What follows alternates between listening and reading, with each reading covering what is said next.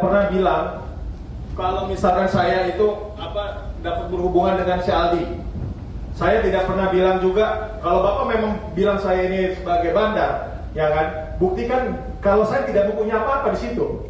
Tapi Bapak tadi barusan bilang statement Bapak, saya adalah bandar. Padahal saya sudah bilang saya ditawarkan, dalam video saya juga udah bilang saya ditawarkan itu 100 juta. Amarah Amarzoni memuncak di ruang persidangan kala diberi kesempatan oleh majelis hakim untuk melakukan konfrontasi dengan polisi yang menjadi saksi JPU. Ingatan Amar tertuju kembali pada saat kejadian ia ditangkap di dalam penjara, kemudian dituding sebagai bandar narkoba. Tak hanya itu, serangkaian tindakan kekerasan diakui Amar dilakukan oleh para oknum penyidik kepada mereka. Tidak lain tidak bukan, Amar dan kawan-kawan diminta untuk mengaku bahwa merekalah yang menjadi pengedar narkoba di dalam penjara. Bahkan jika tak ingin dilanjutkan kasusnya, maka Amar dan kawan-kawan kabarnya diminta untuk menyetor uang senilai 300 juta rupiah kepada sang oknum polisi. Bapak lupa, Bapak pengakuan itu. Lupa juga. Atau tidak pernah melakukan. Saya ngumpul tidak. Bapak nendang kan itu saksinya. Oke ya. Saya tahu, saya tahu aturan. Kantor orang juga. Saudara saksi. Ya makanya kita bermohon. Kamu kayak saya. Loh, kita minta di CCTV lah Pak. Bapak lupa kan? Bapak masih ingat kan? 300 juta yang Bapak bilang. 300 juta yang Bapak bilang tetap dinaikin, tapi ini kamu tidak asesmen. Kamu dapat pasal 20 ini, Bapak lupa. Saya tidak pernah mengucap itu. Tapi ingat Pak, ya di dalam suatu ayat ya, kamu menjadikan sumpahmu sebagai alat penipu. Ini alatmu. Allah, Insya Allah. hanya menguji kamu. Masalah kita. Kalau hidup saya. Di akhirat nanti kita. Emosi Amar makin memuncak ketika saksi yang dihadirkan di hadapan majelis hakim menyinggung keluarga, terutama anak-anak Amarzoni. Benarkah mental Amarzoni sedang ingin dijatuhkan kembali oleh sang oknum penyidik? Enggak. Terlalu banget mereka mentang-mentang kepolisian atau gimana gitu. Ya, aku benar-benar kayak difitnah banget gitu. Masalah aku apa sih? Maksudnya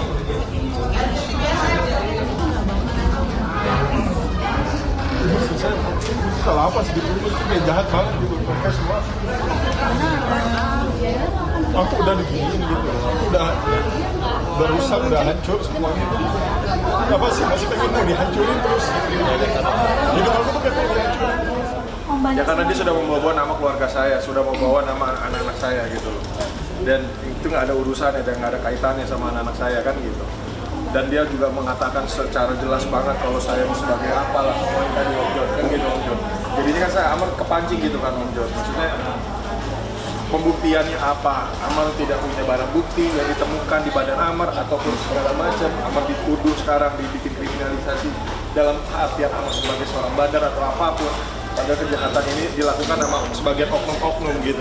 Ada yang janggal nggak sih sama saksinya? Karena dari awal udah janggal. CCTV ya. Sekarang gini loh. Sekarang gini ya, saksi kan nggak mungkin bicara benar kalau dia emang memeras, dia terjun payung lah dia, ya kan? Aku tidak menyalankan instansi polisi, sama kayak aku dokter gigi. Jadi kalau ada yang nakal sama dokter gigi, yang jelek pasti jadi ikatan dokter gigi gitu. Ya sama, aku tidak menyalahkan instansi, tapi oknum kan, oknum yang memeras Bang Amar, dan itu nggak mungkin lah dia ngaku. Terkait ya dia kayak capek aja kok gue dituduh terus kayak gini, soalnya dihancurin banget gitu kan. Jadi aku selalu bilang hakim tuh pasti bisa menilai gitu, dan Allah tuh nggak pernah tidur. Udah, aku percaya Allah itu akan nyari jalan kebenaran.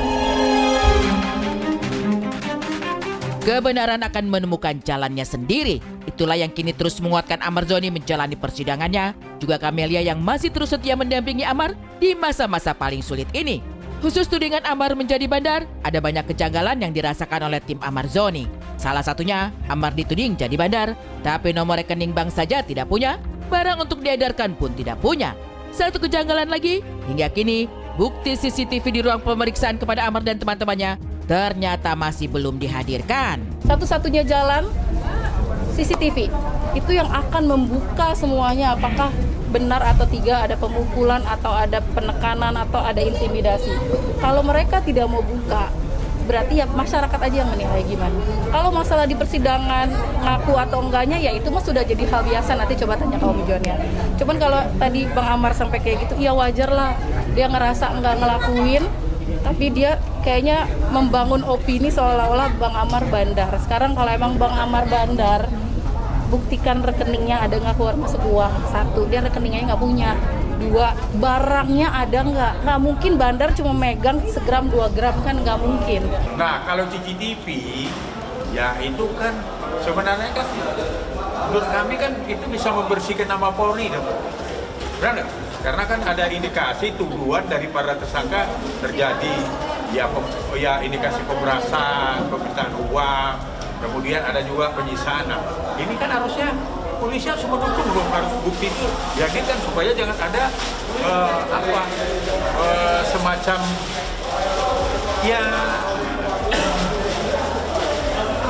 semacam manipulasi lah kan itu.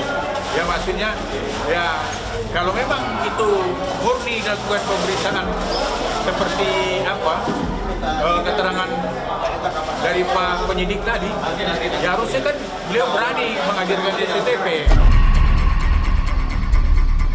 Berdasarkan banyak ketidakadilan dalam kasusnya, Amar Zoni melayangkan surat kepada Dirjen Imigrasi hingga ke Presiden untuk meminta dipertimbangkan sekaligus memohon adanya abolisi. Sekali lagi saya berharap agar dengan media ini teman-teman media bisa sampaikan kepada Bapak Dirjen maupun Bapak Menteri Imigrasi untuk menimbang dan merespon dari surat yang sudah dilayangkan oleh kuasa hukum saya. Dan juga saya berharap juga dari teman-teman media bisa sampaikan kepada Bapak Presiden atas surat pribadi saya untuk memohon. Dan saya katakan bukan berarti kemarin saya bilang itu aset negara, saya aset negara atau aset bangsa atau gimana, bukan.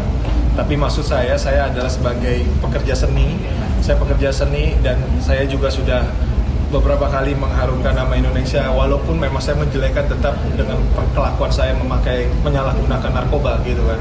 Tapi setidaknya saya pernah juga membanggakan nama Indonesia di kancah internasional. Jadi maksud saya agar itu bisa menjadi bahan pertimbangan juga kepada Bapak Presiden untuk bisa memberikan amnesti atau abolisi sebagai justice kolaborasi, sebagai di mana saya sebagai penyalahguna narkoba. Bang,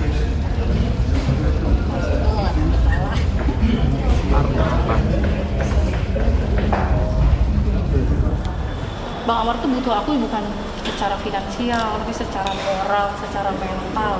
Karena emang dia tuh cerita semua A sampai Z-nya ke aku. Dia berkeluh kesahnya bisanya cuma aku.